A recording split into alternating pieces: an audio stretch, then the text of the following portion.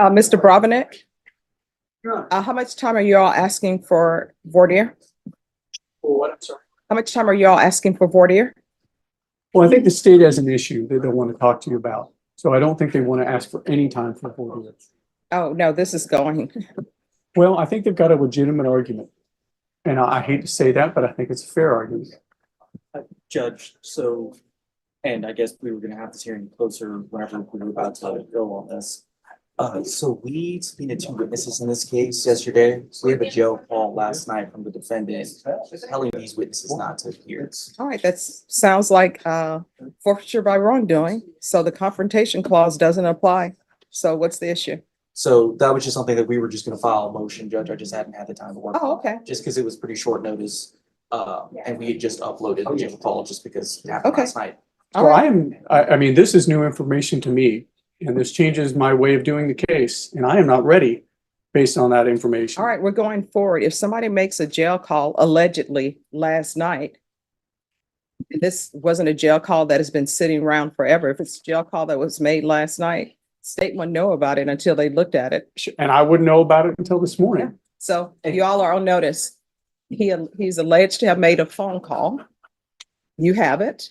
Have you turned it over to the defense? My understanding is that our paralegal uploaded it in the case or either no. this morning. Just have them give it to him now. Let him listen to it. Let his client listen to it.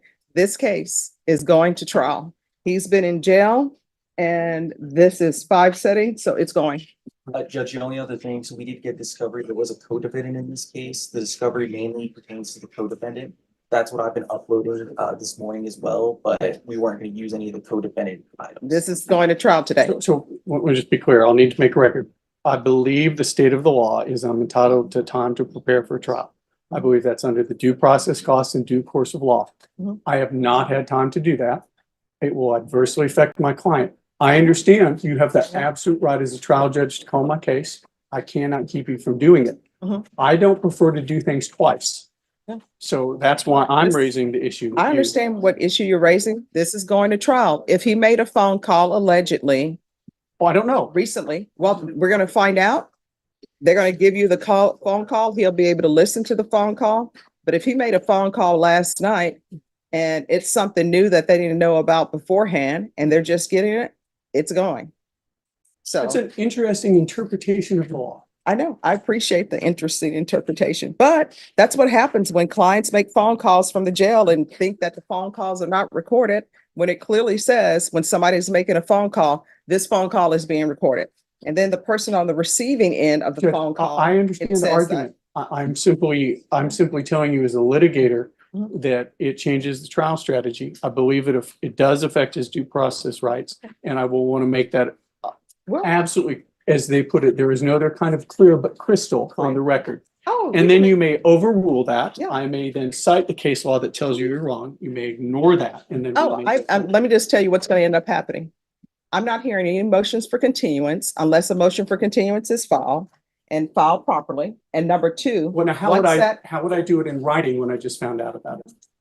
All right, so I will go back to the office and I will prepare that motion for continuance and I will and do then that. I will hear it. And I'm telling everybody, if that motion for continuance is based upon a phone call that he made last night, this trial is going. All right, who's here on Janelle Williams? About a case that we do have on the docket. I don't know that my client needs to be up here, but we do need to. Which case is discuss an this? issue Furlough? That Eric Gonzalez Lopez, the one where Mr. Berrocal had been having visits with my Yes. client. Judge, so defense came this morning.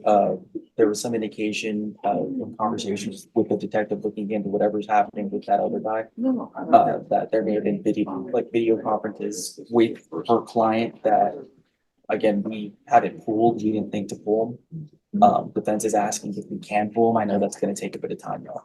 Well, and just to let the court know, so one of my issues throughout this case, and I'm going to have to kind of tiptoe around a little bit, is that I've always felt that my communication with this young man, who is only just barely 18 years old, so and all that entails. I think I've been very concerned once I found out about this gentleman having these visitations with my client and other people, that somehow had impacted my client and my client's family not to be able, for fear, confusion, influence of this other person, to not be able to have the types of conversations, honest conversations that we needed to have.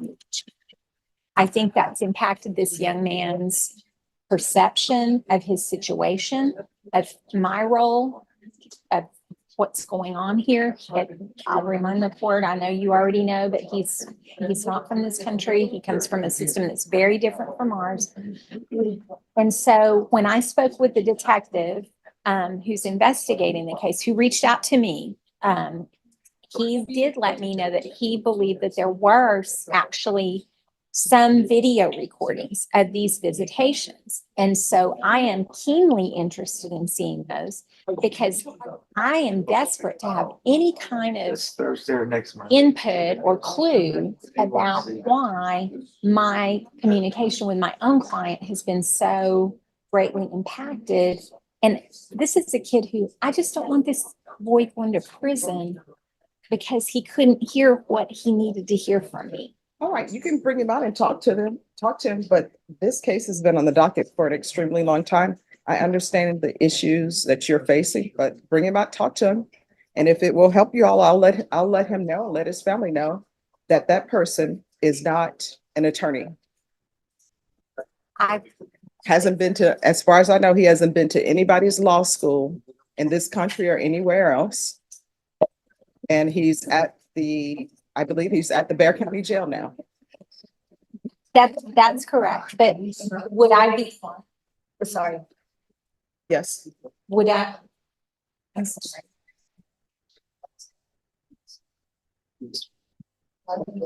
Yeah. Yes. I'm afraid to even say anything. Would I be able to would the court entertain just a short continuance for me to review those?